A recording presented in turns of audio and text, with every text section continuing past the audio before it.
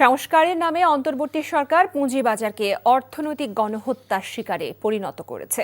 ৫ আগস্টের পর গত ১৭ মাসে সূচক কমেছে ১১৫০ পয়েন্টের বেশি। এসব কথা জানিয়েছে বাংলাদেশ পুঁজিবাজার বিনিয়োগকারী ঐক্য পরিষদ।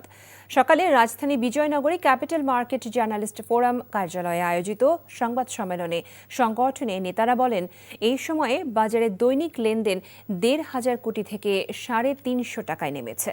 এছাড়া টোটাল মার্কেট পিই রেশিও ৯-এর নিচে নেমেছে, যা বিশ্ব পুঁজিবাজারে বিরল বলেও তিনি জানান। বিনিয়োগকারীরা বলেন, এমন বাস্তবতায় পুঁজিবাজারে নতুন আসবে না, তাই উদ্যোগ নিয়ে আগামী ৩ মাসের মধ্যে পদ্মা সেতুর পাশাপাশি নেসলে, ইউনিলিভার ও মেটলাইফের মতো আন্তর্জাতিক প্রতিষ্ঠানগুলোকে বাজারে তালিকাভুক্ত করতে হবে। এছাড়া 5টি ব্যাংকের শেয়ার হোল্ডারদের নতুন সঠিক হওয়া সম্মিলিত ইসলামী ব্যাংকের শেয়ার প্রদানের আহ্বান জানান তারা।